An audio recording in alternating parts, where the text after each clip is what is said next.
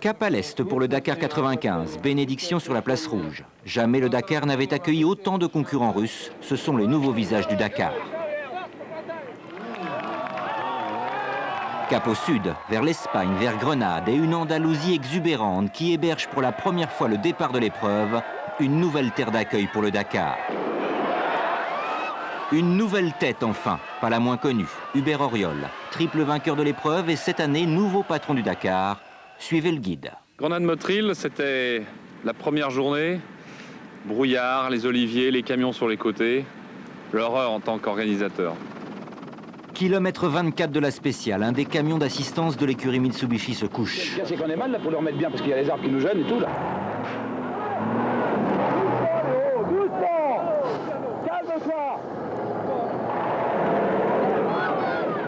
La piste effondrée contraint les camions suivants à chercher leur salut à travers champs.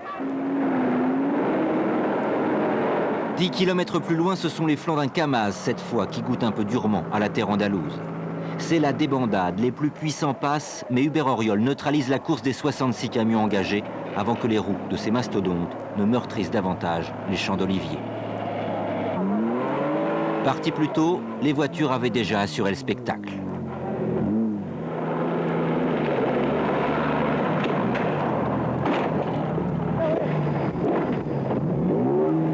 Les courses auto et moto ont bien eu lieu. Douche froide pour Bruno Sabi, l'un des grands favoris, victime de crevaison, il ne place sa toute nouvelle Mitsubishi qu'en 5e position.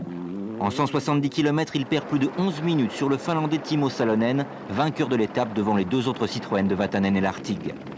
En moto, victoire d'un homme dont on reparlera bientôt, l'étonnant champion autrichien Heinz Kinigardner. La nouvelle année a laissé des traces. Morceau choisi.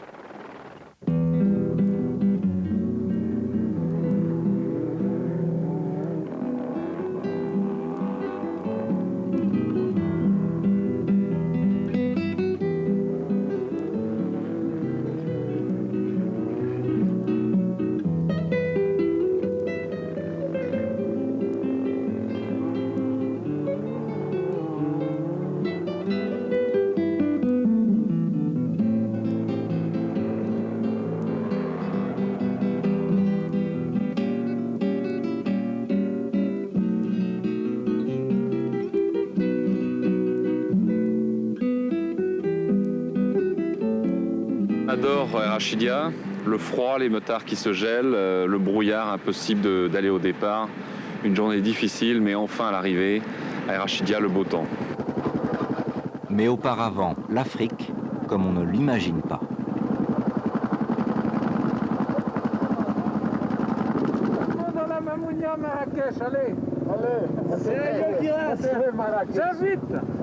Philippe Alliot, le tout jeune retraité de la Formule 1, ne mettra pas la main à la poche. Avec plusieurs heures de retard sur l'horaire prévu, le temps que le brouillard se lève, la course démarre. Vous êtes au guidon de la Yamaha de Dany Laporte.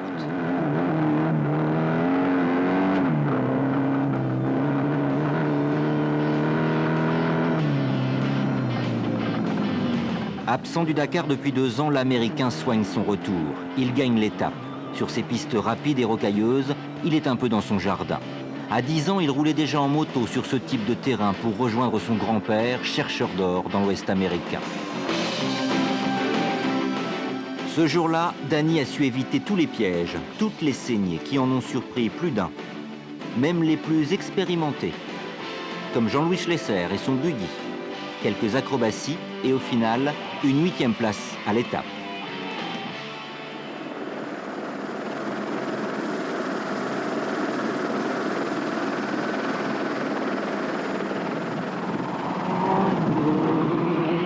En tête de la course, les Mitsubishi prennent leur revanche sur la veille. Malgré une nouvelle crevaison, victoire de Bruno Sabi, 25 petites secondes devant son coéquipier Jean-Pierre Fontenay. Pendant ce temps-là, rencontre impromptue pour Timo Salonen sur cette piste marocaine. Le Finlandais, à l'arrivée à Rachidia, conserve la tête du classement général.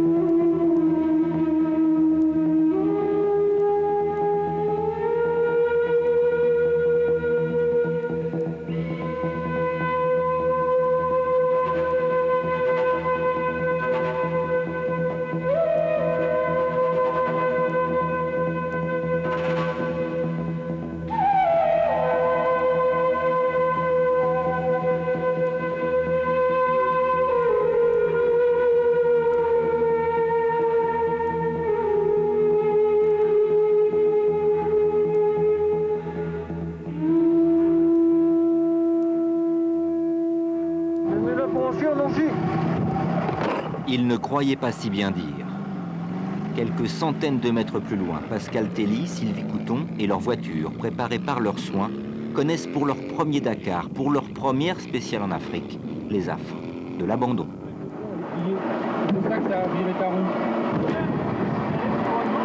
Tu peux pas laisser ta voiture là, tu vas te la faire dépouiller. Mais comment je vais rentrer? Je peux pas rentrer, je peux pas faire 5 km comme ça. Ah non, bah tu vas y aller soit à pied ou alors on va t'emmener. Si tu veux monter dans le camion balai, à ce moment-là on t'emmène. Bah oui, mais la voiture. La voiture elle reste là. On peut pas remorquer la voiture ou l'emmener ou dépanner la voiture. On n'est pas véhicule de dépannage.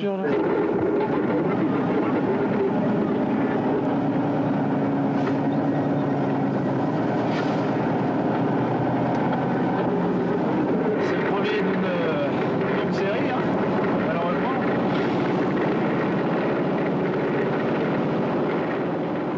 Rachidia Ouarzazate, une superbe étape, des paysages extraordinaires, le Maroc comme je l'avais jamais vu et comme je crois que les motards l'ont jamais vu, avec une première étape plus difficile que je l'imaginais, surtout pour les motards. Et une première victime de marque, l'Espagnol Carlos Mas.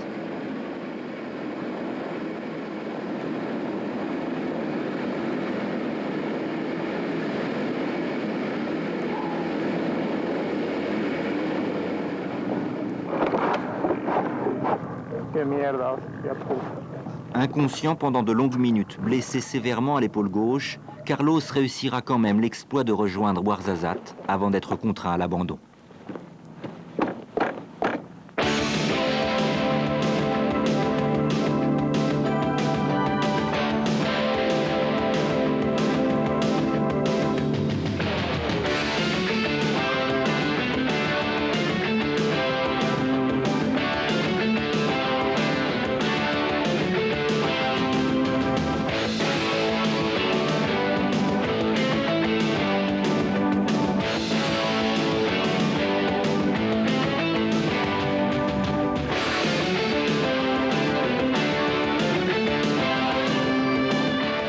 Et de 2 pour Kenny Gardner. Après Grenade-Motril, avant-hier, l'Autrichien signe sa deuxième victoire d'étape à Ouarzazate.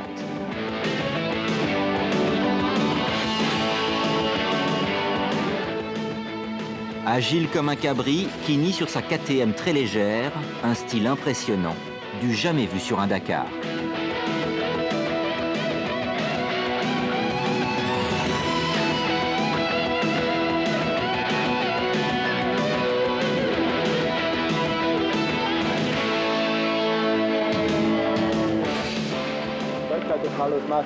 Je vais t'en donner. Ce début de rallye ne sourit guère par contre au triple vainqueur de l'épreuve, Stéphane Peter Hansel. On bouge pas, bouge pas. Carter d'huile percé. Stéphane réussit une réparation de fortune au ravitaillement d'essence, mais il perd plus d'un quart d'heure sur l'Autrichien. Kenny en moto, Harry en auto. Pour son retour sur le rallye après une année d'absence, Harry Vatanen est associé à Gilles Picard, l'ancien copilote d'Hubert Auriol.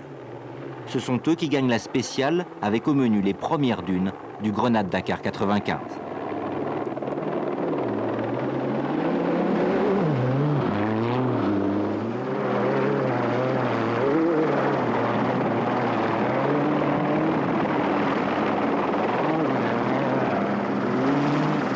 Deuxième de l'étape, Bruno Sabi et Dominique Serriès. Ils perdent un peu plus de 8 minutes en 405 km.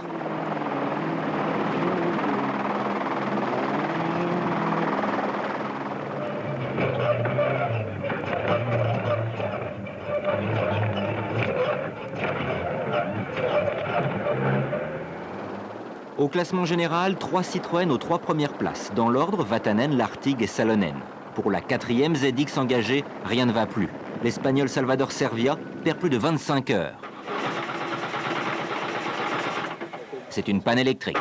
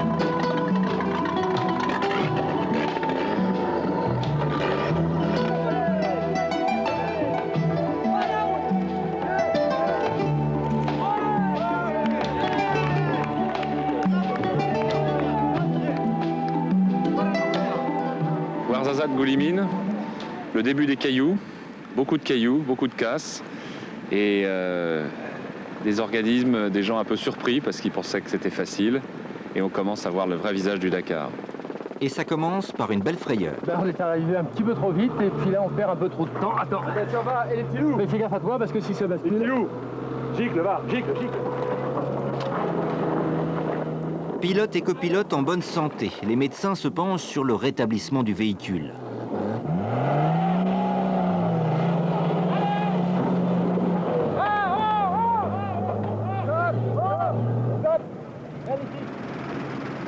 Il faut appeler SOS Carrossier pour ce véhicule. À l'origine, c'est une voiture de série pilotée par un Russe de naissance, israélien à un moment et belge d'adoption.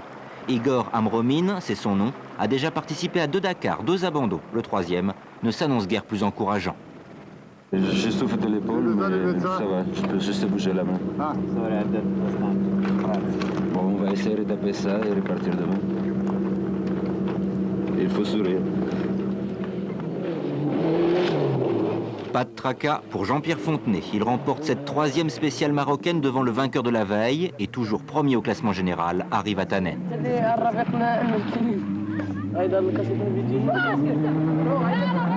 Mais la caillasse de cette piste fait des dégâts. Le demi-train arrière de la Mitsubishi de Bruno Sabi a rendu l'âme à 25 km de l'arrivée.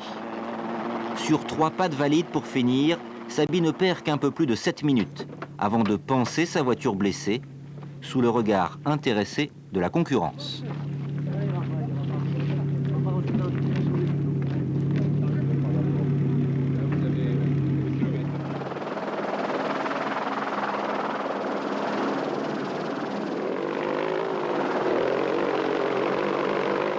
Avant de quitter l'Atlas pour le désert qui commence aux portes de Goulimine, la ville d'arrivée, le rallye emprunte des pistes ouvertes spécialement pour le Dakar et jusqu'alors interdites au public.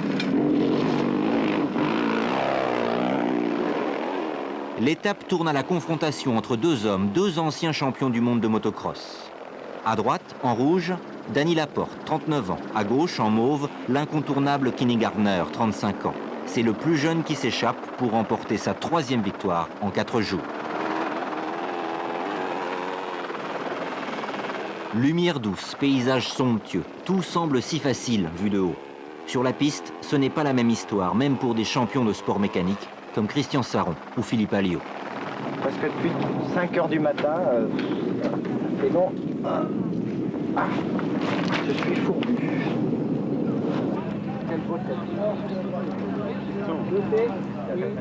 Ah, c'est raide, hein. Oh, les pierres, c'est affreux, hein. Il y en a qui ont fait pire, hein. Et il y en a qui sont pas encore là. Ah, c'est gentil. Beaucoup ne verront même pas Goulimine. 10 motards et 13 autos et camions quittent la course. En une étape, c'est 10% des concurrents qui rentrent à la maison.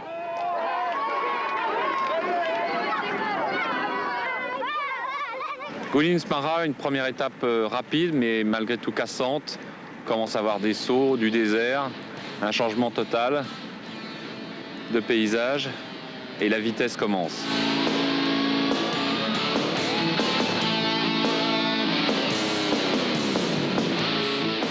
Harry, Kenny, Kenny, Harry. Les 2 sont indissociables. Sur la scène du désert, ils transmettent du plaisir. Parfois, on a même peur pour eux.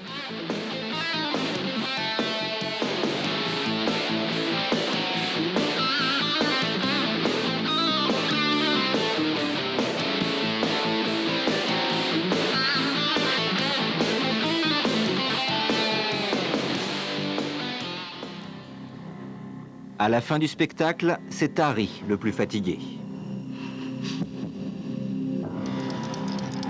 Kenny le plus enthousiasmé.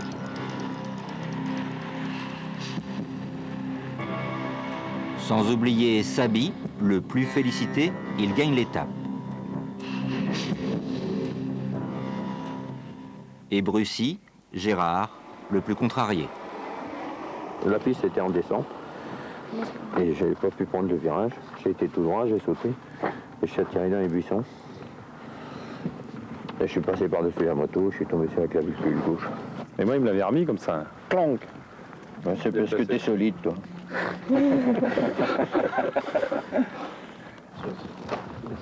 C'est un baptême de l'air alors. Ouais, t'as jamais fait, tu vas voir, c'est beau. C'est gentil, montez pas trop haut, on faisait la piste. Ouais, ouais. Bon, on va- Hein.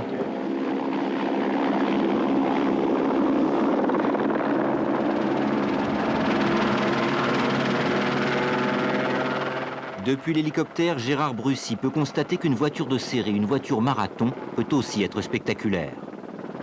Au volant, Thierry de Lavergne. À la navigation, Luis Arguelles. Ces deux-là aujourd'hui n'ont pas de chance. Crevaison.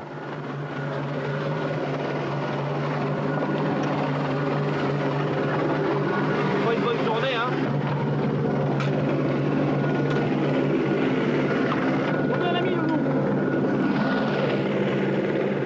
En 3 minutes, l'affaire est réglée et ils conservent la tête de leur catégorie et une très belle 9e place au classement général.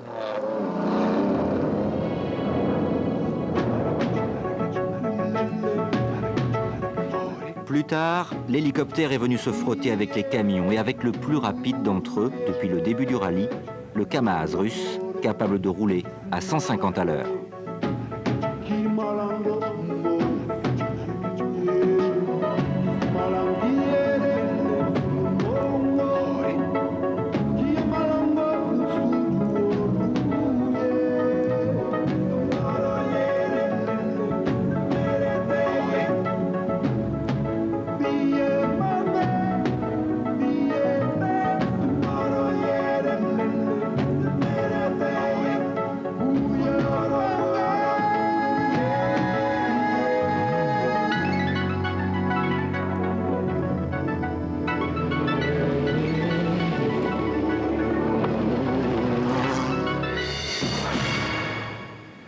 Esmara Osret, la première étape marathon, le début d'une grande aventure.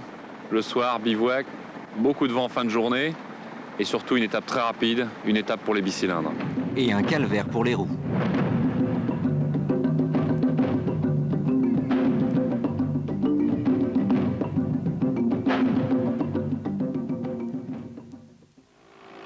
Arcarons, vainqueur de l'étape, et les autres ont martyrisé leurs pneumatiques tout au long de la journée, la plus rapide du rallye.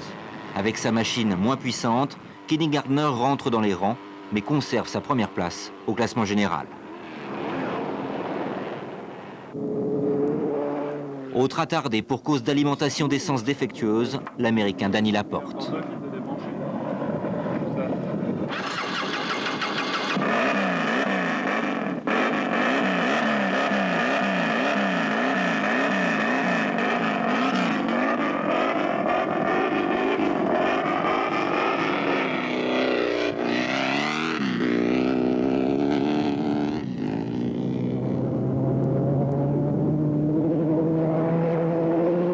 Harry Vatanen et Gilles Picard animent la course auto avec panache. Lancés comme deux fusées dans le désert, les Citroën ce jour-là ont allègrement dépassé les 200 km/h en vitesse de pointe. Vatanen-Picard ont avalé les 577 km de la spéciale à plus de 140 de moyenne.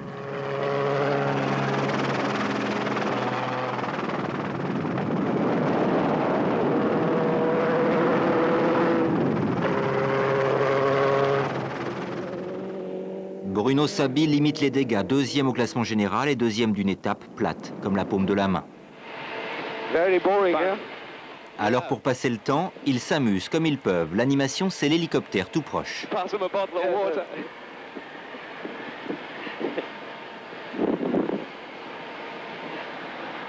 Schlesser-Willis, c'est sûrement l'équipage le plus décontracté, pas le moins efficace.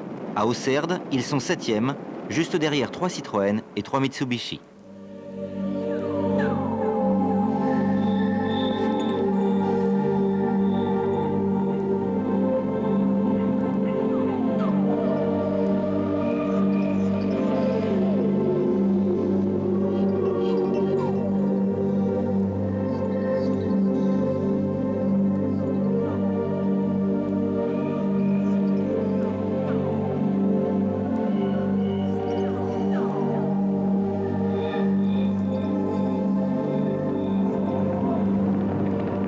Auxerre, c'est aussi la première étape marathon du Grenade-Dakar 95. Le soir, auto, moto, camion dorment dans un parc fermé avec interdiction d'intervenir sur les mécaniques. La journée du lendemain s'annonce comme une des plus dures du rallye. Les concurrents, eux, peuvent se refaire une santé au bivouac tout proche. À l'abri sous les grandes tentes, c'est une nuit réparatrice qui commence, la dernière passée au Maroc. Osret Zouerat, deuxième étape marathon, la fin de la première en fait. Le fameux chemin de fer, la première passe de sable, la passe de char, et les gens qui arrivent tard, très tard, et des premiers bouleversements au classement général. Je pense qu'il faut retarder de 5 minutes parce qu'il fait pas jour. Affirmate. 4, 3, 2, 1, 2, 1, stop.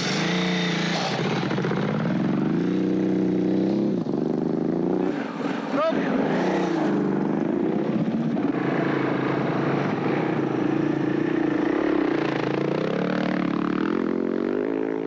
Au départ de la deuxième partie de cette étape marathon, Heinz Kinnigartner est contraint de faire demi-tour. Pour rejoindre son assistance, la veille, il avait présumé de la résistance de ses pneus. Ce matin, il est contraint de les changer sur son temps de course. À l'assistance, il retrouve Danny Laporte dans la même situation. I need a hammer, like this, a rock, something.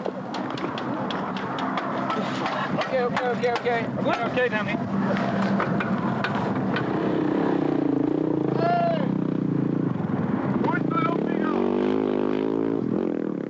Kinny reparti, c'est Harry. Est-ce un hasard qui s'arrête pour les mêmes raisons? La veille, il avait crevé à 200 mètres de la ligne d'arrivée. Vatanen et Picard ne traînent pas en route, le chrono tourne. Bonne journée,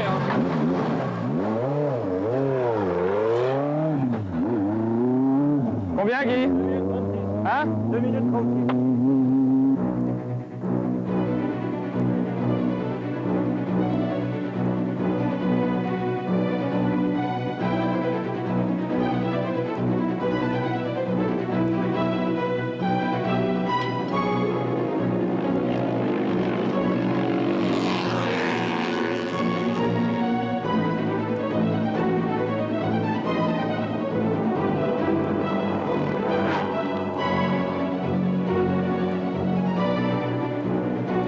La menace Kinnigartner est écartée, car en plus du changement de ses roues, il est accablé par d'autres soucis mécaniques et de navigation. Du coup, les 4 motards les plus expérimentés du rallye se retrouvent ensemble.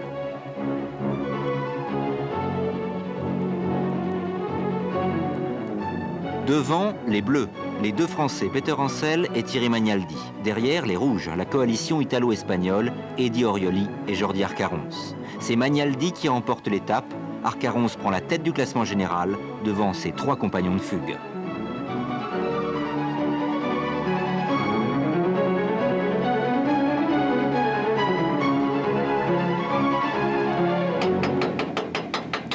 Cette fois, c'est un cardan qui ralentit Bruno Sabi. Temps perdu dans la réparation, une demi-heure.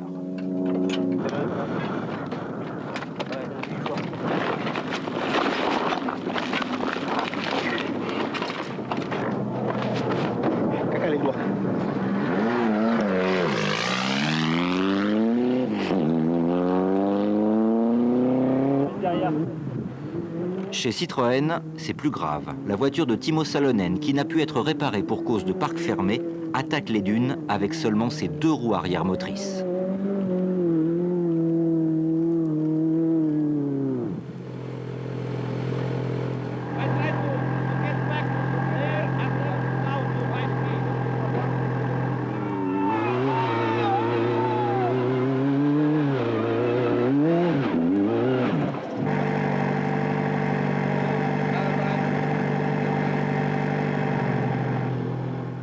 Aidé par Salvador Servia et la main-d'œuvre locale, Salonen repartira.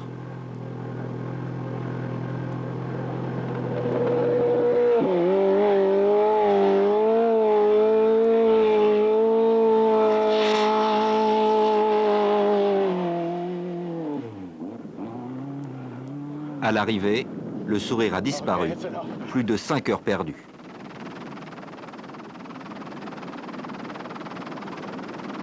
Au contraire, tout va bien pour la seule femme pilote restant en course, l'Allemande Jutta Kleinschmidt. 12e au classement général, elle vise toujours la victoire dans sa catégorie marathon, celle des véhicules de série.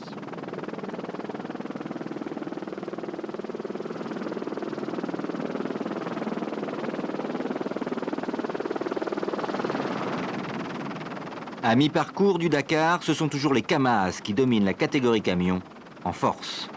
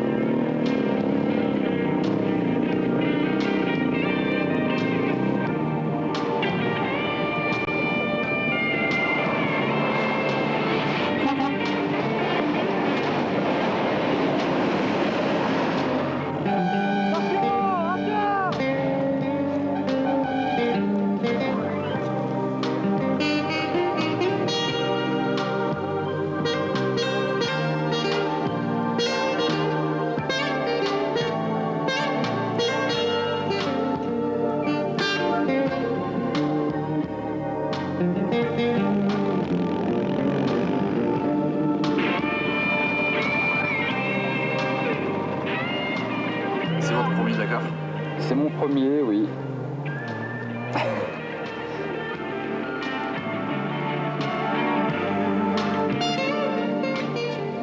Malgré la nuit, la fatigue, la plupart d'entre eux rejoindra Zouerat. Mais pas Alexandre Nifontov. C'est le coéquipier russe de l'Américain Dany Laporte. Ils se présentent tous les deux comme la perestroïka du Dakar. Moteur cassé, il dormira dans le désert en attendant le camion balai.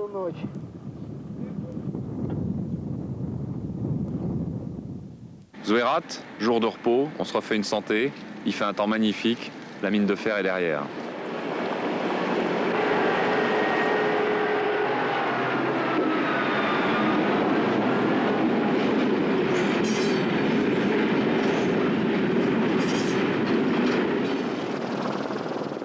Journée de repos, 8 h du matin. Patrick Zaniroli, le directeur sportif du Dakar, décolle. Il va remonter la piste de la veille à la rencontre du camion balai. Il y retrouve Alexandre Nifontov.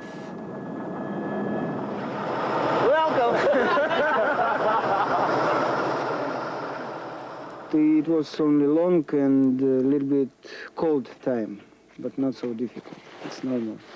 It's race. Pour lui, la course est terminée. Il est le 40e motard à abandonner depuis le départ de Grenade.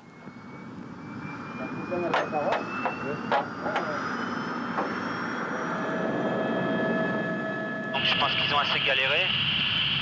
Et voilà, on est content de les retrouver déjà, de les ramener le plus vite possible.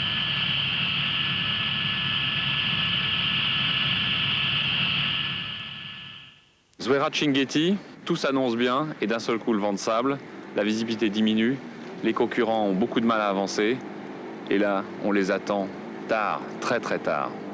La caméra installée sur la Cagiva de l'Espagnol Gallardo lui donne des ailes, il remporte l'étape. Rien ne va plus pour Kenny Gardner, il fait des bonds de 20 mètres mais ce jour-là, affecté par de multiples ennuis, il perd 4 heures sur les hommes de tête. Rien ne va plus pour Dany Laporte. Guidon et poignet cassés. Il imite son coéquipier Nifontov. Abandon.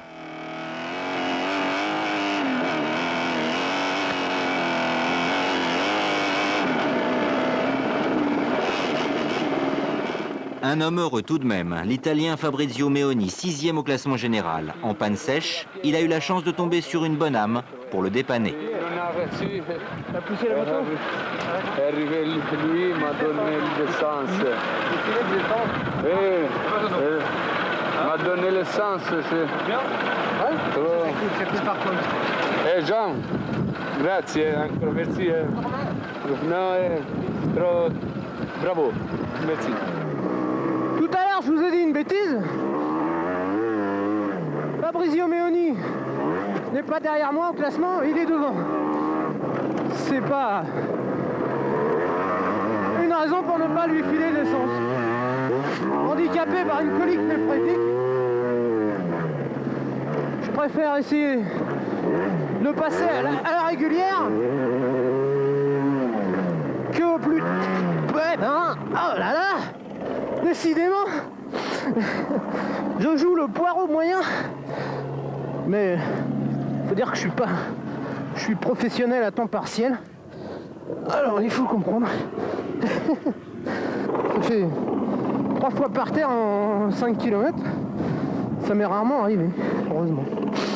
Ce soir, je vais encore avoir les félicitations des copains. Des histoires de copains, il y en a plein sur ce Dakar. Lui, c'est un Suisse, Olivier Monnier.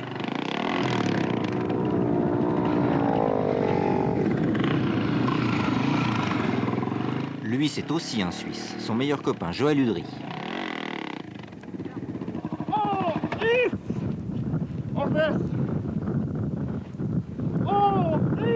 Ils ont fait de ce Dakar une aventure commune. Ils ne se quittent plus d'une semelle.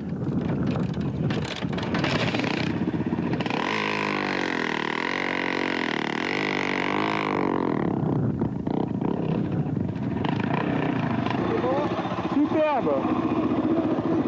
C'est vraiment magnifique. Les paysages et tout, les dunes, j'ai jamais vu ça de ma vie. Mais parce que c'est dur, putain.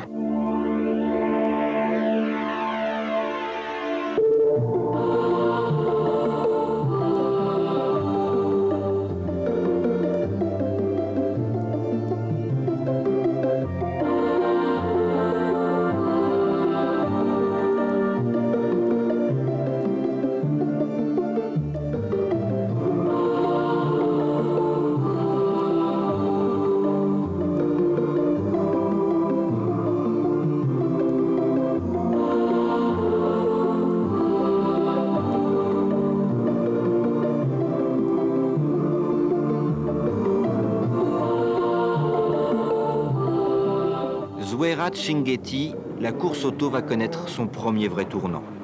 Pierre Lartigue et Michel Perrin, très discrets depuis le départ, frappent un grand coup. Ils arrivent en tête à Chinguetti, mais de Vatanen, pas de nouvelles. Ben Harry, je le surveillais dans le rétroviseur. Et puis à un moment, après quelques dunes, je l'ai perdu, donc je ne sais pas où il est passé. Harry Vatanen a percé son radiateur à la tombée d'une dune. Avec Gilles Picard, ils ont rejoint un camp de nomades, à la recherche d'un bien qui vaut de l'or, de l'eau.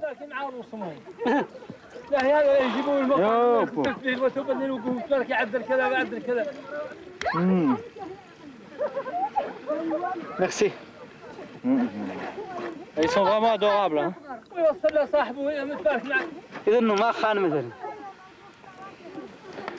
Merci beaucoup. Merci beaucoup. Merci.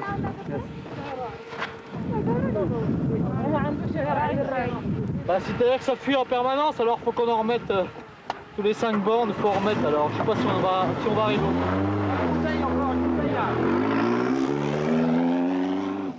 Au même moment, Bruno Sabi et Dominique Serriès ont une autre préoccupation, la navigation. À la vie, il faut faire demi-tour. Hein, faut faire demi-tour. Passe pas? Non, je crois pas. Vas-y. Fais demi-tour là, on part large. Marche arrière. Tu vois, il fallait pas venir là. Eh ouais, mais écoute, j'étais bien, on s'est décalé de... On est à 800 mètres du CP. Eh oui, mais... Là, comme ça, cap 250. Eh ouais, mais...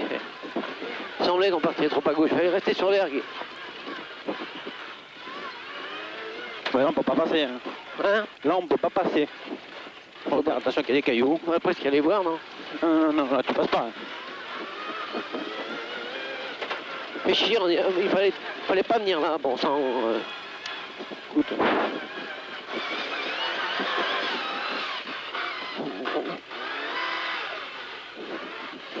Putain, où on va là? Ah, mais attention, c'est zone de tri à la droite, là-bas, va vers là-bas. Putain.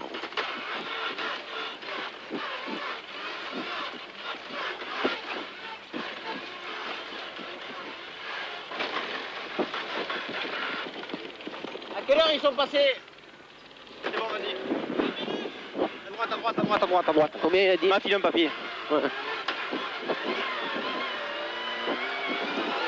32 minutes, je crois, que j'ai entendu. Mais... Combien? 32 minutes, je crois. Oh, putain. toute façon, l'autre il disait n'importe quoi tout à l'heure. Et il n'avait peut-être pas complètement tort, Dominique Serriès. À l'arrivée, ils ne perdent que la moitié du temps annoncé, soit 16 minutes, sur Pierre Lartigue.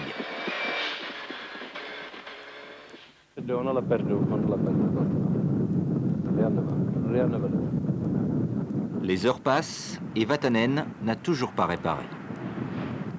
Marcel Hugny, 81 ans, doyen du Dakar, 13e participation. Aujourd'hui, il a encore fait une découverte. Il y a une chose que j'ai appris dans la vie. On dit que pour les dégonfler, ils n'arriveront jamais à rien. Il ne faut pas se dégonfler. Eh bien si, hein, il faut se dégonfler pour arriver. Si vous n'êtes pas dégonflé, vous ne passez pas les deux. Voilà ce que j'ai trouvé moi. Il n'y en a que pour les dégonfler aujourd'hui. Au kilomètre 450, je m'étais arrêté seulement pour faire pipi. Du 450 jusqu'ici, je me suis ensablé 3 fois, j'ai bougé 12 tonnes de sable. Ça a été une galère incroyable.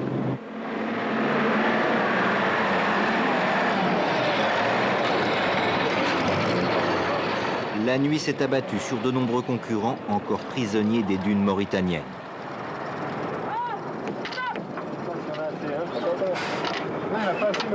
C'est vrai? Un peu désabusé, Harry Vatanen n'a toujours pas été dépanné.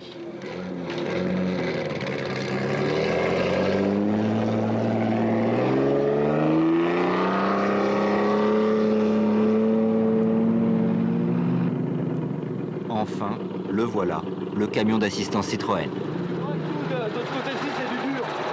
C'est dur. Ouais, j'ai pas vu que ça vous est arrivé. C'est vraiment une vraie déception parce que j'aurais pu gagner assez facilement et une fois de plus je vois le mauvais côté de mon sport.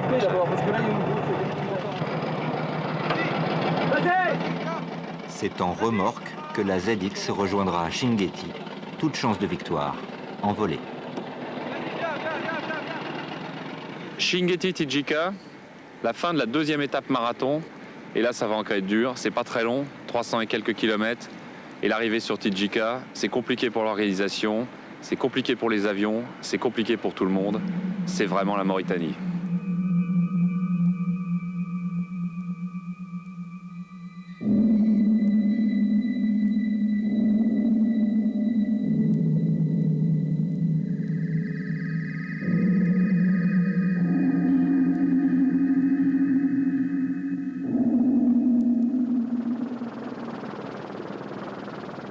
Avec le vent de sable qui complique la navigation, les motards de tête ont décidé de faire route commune, de confronter leurs opinions sur le cap à suivre.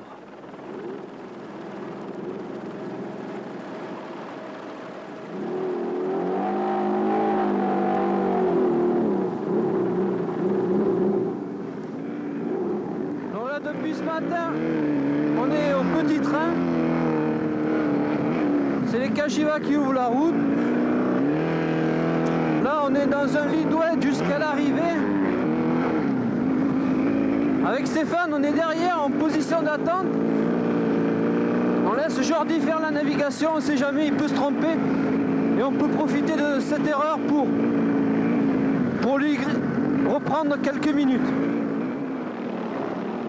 À ce petit jeu, c'est l'homme au casque orange qui tire les marrons du feu. Le néerlandais Gérard Gimink, inconnu à ce niveau sur le Dakar. Très discret depuis 2 jours, Kenny Gardner profite du ravitaillement essence pour débloquer ses articulations et traiter des affaires. Il est pilote, il est aussi manager de l'usine KTM. I lost my 5 speed. Why? You know, in the truck you have an engine for us. Yeah. But I know the price, it's very, very expensive for us. You understand?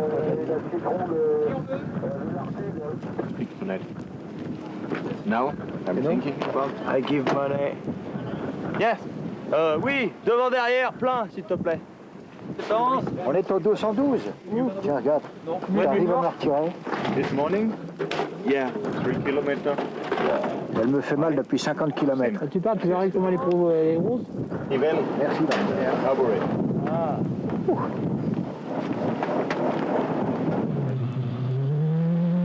Vous voici 3e passager de la ZX de l'Artigue.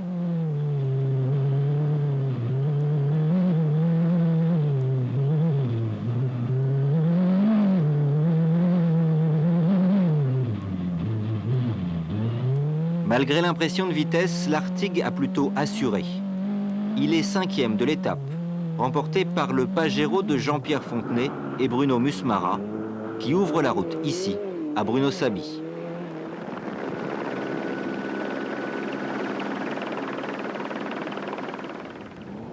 Dans la catégorie marathon, Jutta Kleinschmidt, alors très bien placée, va écoper d'une pénalité de 5 heures. Les scellés placés sur son pont arrière ont disparu. Grand bénéficiaire mais attristé par cette affaire, Thierry Delavergne, il prend le large dans cette catégorie des voitures de série. Quant à Harry Vatanen, parti du fin fond du classement, sa mésaventure de la veille ne l'a apparemment pas refroidi.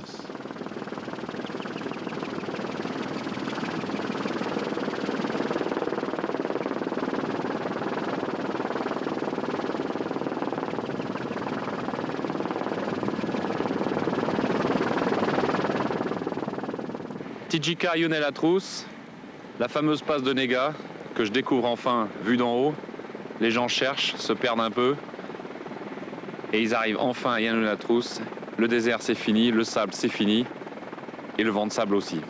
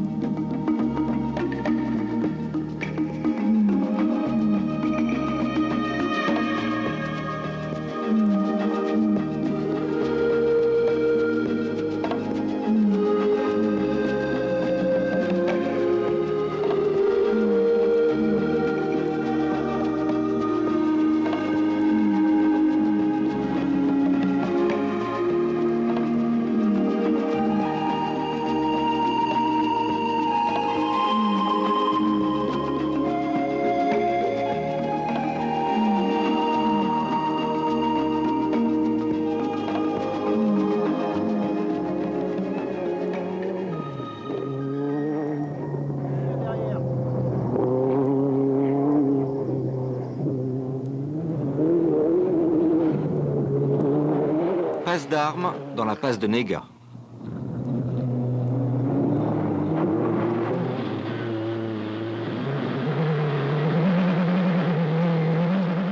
Pierre Lartigue à l'attaque, remporte cette spéciale, avec un quart d'heure d'avance sur Jean-Pierre Fontenay et près d'une demi-heure sur Bruno Sabi.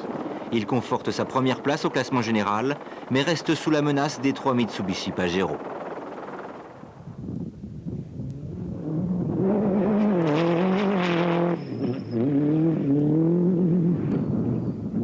C'est une autre Mitsubishi, celle du japonais Matsuoka, qui est en tête de la catégorie T2, les marathons améliorés.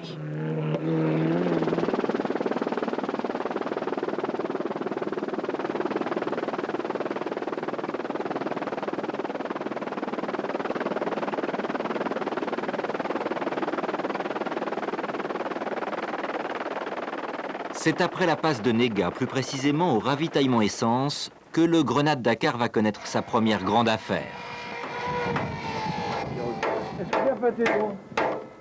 6 coups de marteau qui vont faire beaucoup de bruit. Peter Ancel gagne la spéciale et se rapproche de Jordi Arcarons au classement général.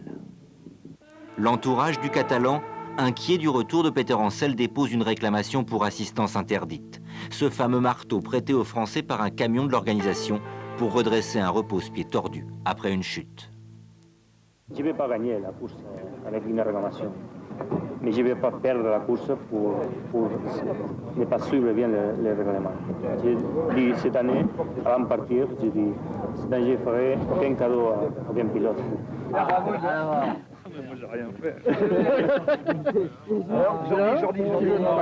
Le jury international décide à l'unanimité d'infliger au concurrent moto numéro 4 une pénalité de 10 minutes pour infraction à la réglementation sur l'assistance.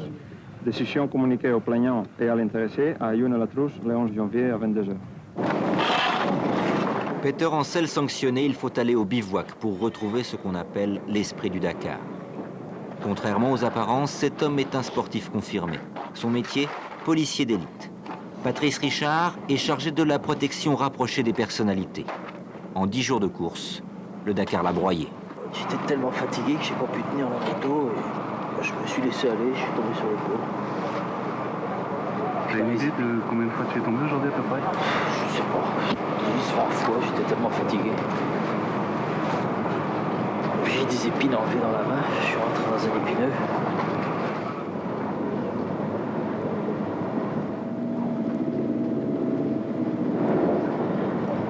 Qu'est-ce qui vous fait continuer? Ça fait trop longtemps que j'arrive.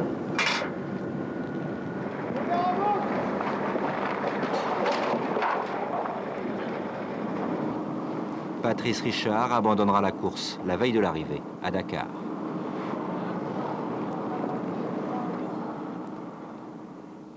Ayoun El Atrouss Bakel, une étape pas très longue, mais difficile avec du hors-piste. Beaucoup de radiers, il a beaucoup plu. Début de l'Afrique noire, on sort de Mauritanie et on traverse le Sénégal avec le bac.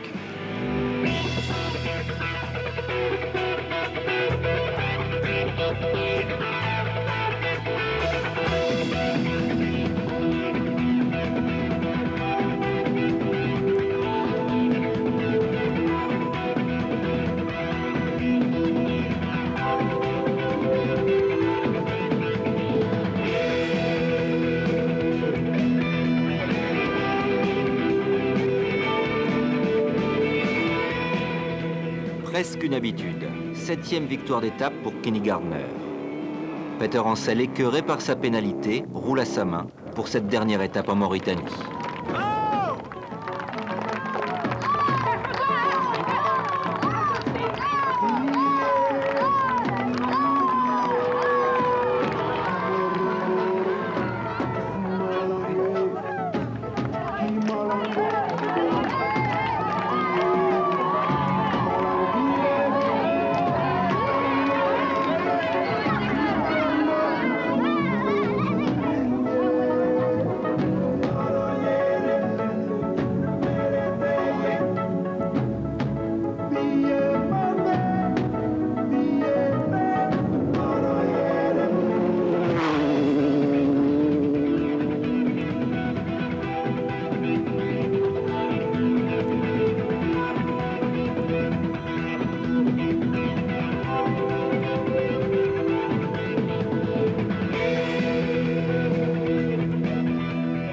Ayoun El Atrouss Bakel, tout le monde s'écarte devant les Citroën. Pour la première fois du rallye, les 4 ZX monopolisent les 4 premières places. Dans l'ordre, Servia, Vatanen, Salonen et Lartigue. Plus que jamais, en position de force.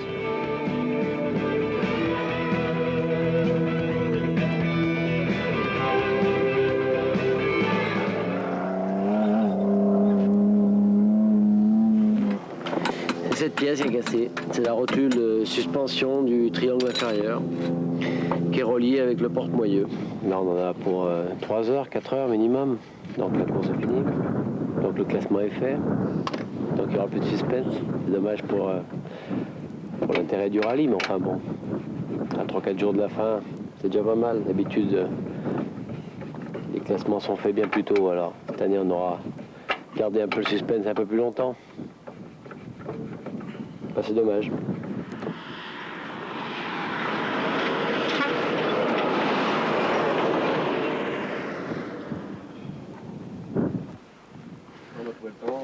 Ouais.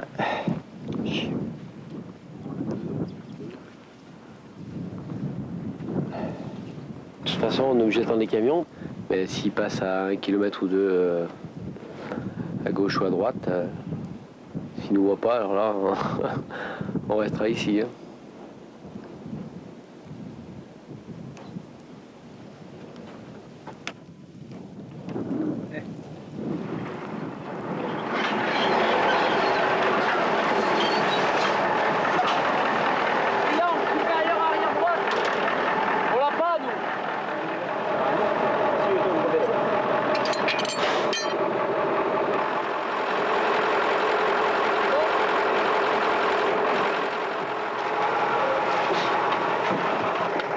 Bien 2 heures de perdu. Hein. C'est sûr que maintenant, c'est plus le même genre de course qu'on doit faire. Sabi Series conserveront tout de même leur 2e place, mais après 4 heures de Pierre Lartigue.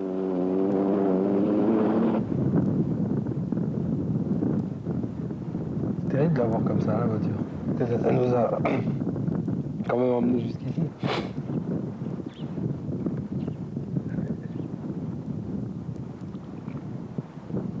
J'ai un animal blessé.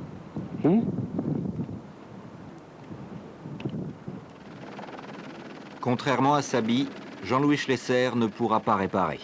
Et ce sont seulement 88 voitures et camions et 39 motos qui empruntent le bac, traversent le fleuve Sénégal pour un premier bivouac en Afrique noire.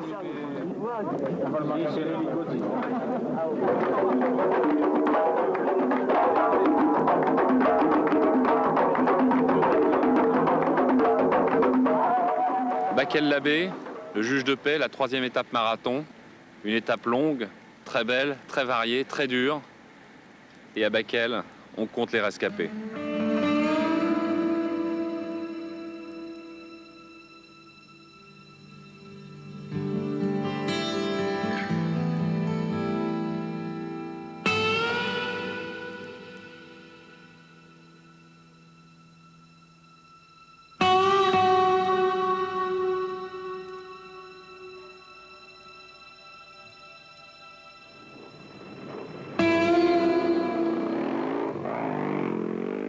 C'est sur fond de baobab que va se jouer la course moto du Dakar 95. 2 hommes pour un titre. Stéphane Peterencel, déjà 3 fois vainqueur. Jordi Arcarons, toujours placé, jamais gagnant. Au départ, avantage à Jordi l'Espagnol. Il possède une avance de 12 minutes 24. À la manière d'un slalomeur, Peterencel se joue des arbustes qui jalonnent la piste. Il n'a toujours pas digéré sa pénalité de 10 minutes. Derrière, plus personne ne voit sa poussière. L'inquiétude monte.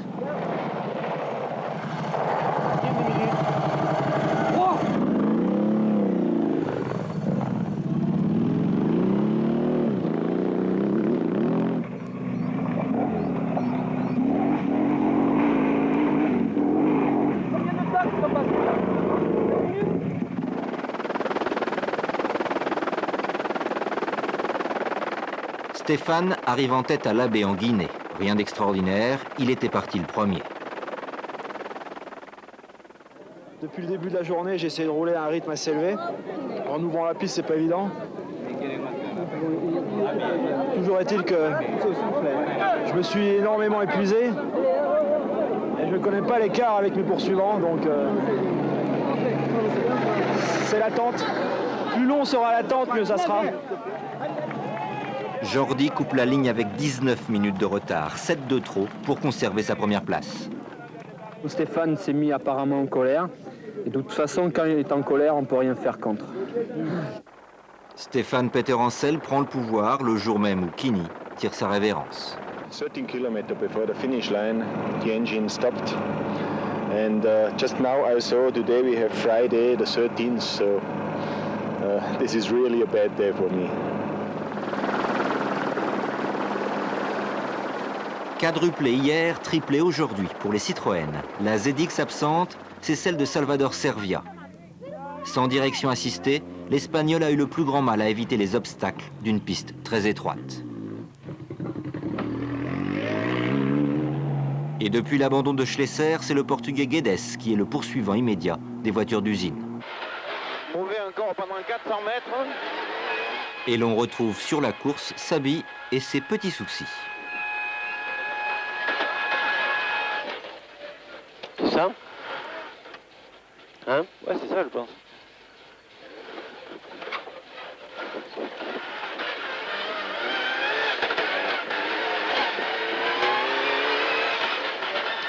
Ah!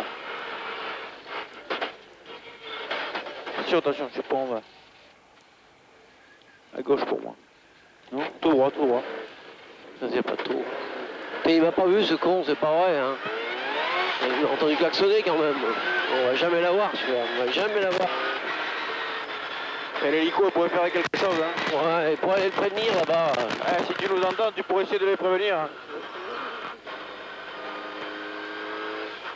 Faut passer, tourner lui au-dessus pour lui faire voir qu'il y a quelqu'un derrière, bon sang. On va pas rester 500 bandes dans la poussière derrière, bon sang. Pas possible, ça. C'est pas de la course, ça. Si on roule à 30 à l'heure, qu'est-ce que tu veux? En 200 mètres, attention, serré à droite.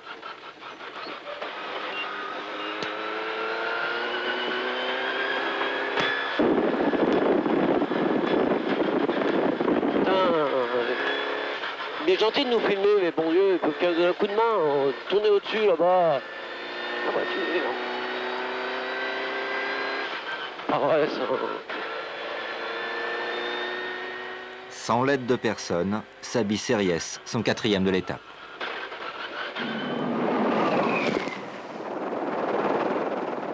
Désormais, seul suspense de la course, l'attribution de la première place camion.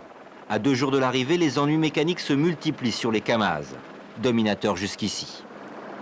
Vainqueur de la catégorie camion l'an dernier, le Tchèque Karel Lopres sur Tatra est revenu à la baie à moins de 2 minutes du Kamaz de tête.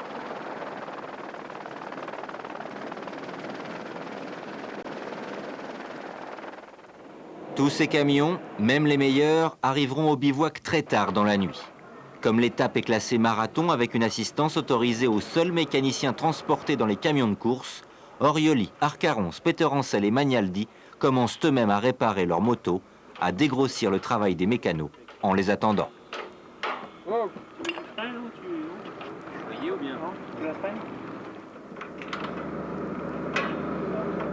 Là, je suis pas en face. Non, j'ai tout le temps. J'entends que tu sois là. Mais peut-être que ça va être là.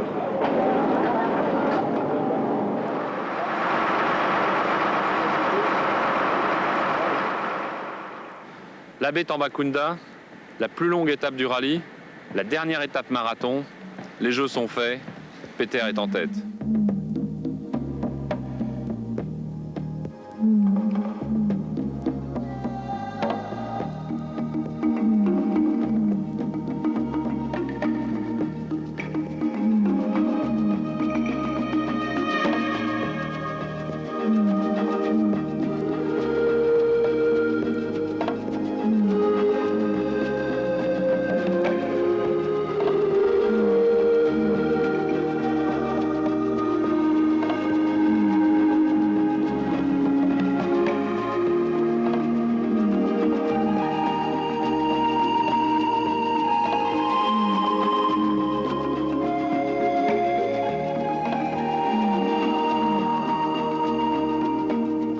Après 14 jours de course, l'affrontement Kamaz-Tatra tourne finalement à l'avantage de ce dernier, sur cette étape magnifique qui ramène le rallye vers le Sénégal.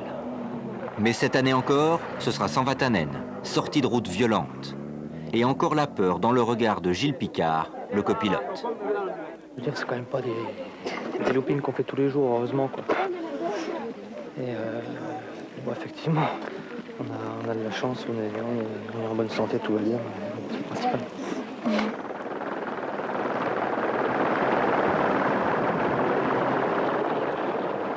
Accidenté la veille, Jean-Pierre Fontenay remporte à Tambacounda sa 3e victoire d'étape. Pierre Lartigue, serein, ne prend plus aucun risque assis sur sa confortable avance. Plus de 3h30 sur Bruno Sabi. Allez, poussez. Jackie X faisait cette année son grand retour sur le Dakar. Il avait choisi de partir seul. Une revue de détail dans laquelle on ne peut oublier la voiture la plus originale de ce Grenade Dakar. Un vrai mécano constitué de pièces venues de différents constructeurs. Et ça marche. Après son coup d'éclat de la veille, Peter Ancel a découragé tous ses poursuivants. À son rythme, en cette fin de rallye, il va encore trop vite pour les autres. Il accroît son avance de 6 minutes sur Arcarons. Ça sent vraiment la fin. Tous les rescapés sont heureux d'en terminer. Certains se congratulent déjà. L'ambiance bon enfant sur les bords de la piste ajoute encore à l'illusion d'une gentille randonnée. Mais la course est cruelle. Thierry Magnaldi, la rage au ventre, tente de conserver sa 3e place. Il a franchi la ligne d'arrivée moteur arrêté. Sanction immédiate, hors course. Beaucoup plus tard dans la nuit, le Dakar connaît son dernier drame. Olivier Monnier vient de voir son copain Joël Udry, qui est sérieusement blessé. Il s'est fait percuter par un autre motard.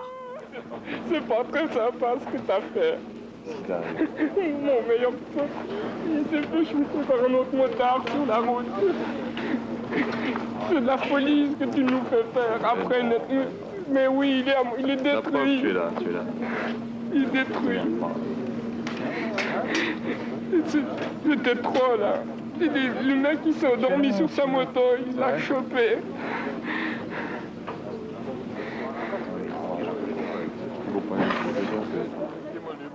Tu penses que c'est raisonnable? Mais je suis pas fatigué. Ouais, mais c'est pas une question de fatigue qu'on cause. Non, je vais jusqu'au bout. Ils voulaient finir ensemble. Olivier le fera, pour deux.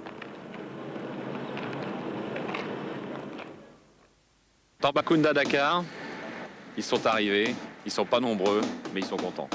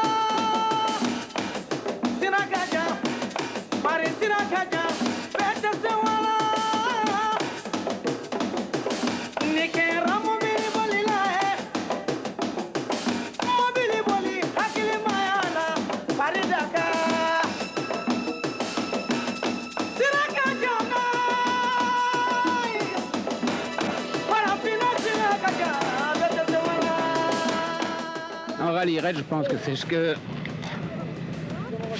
j'ai fait de mieux. Sirakaja, Dagaro Sirakaja, Betasawala. Sirakaja, Paris Sirakaja, Betasawala.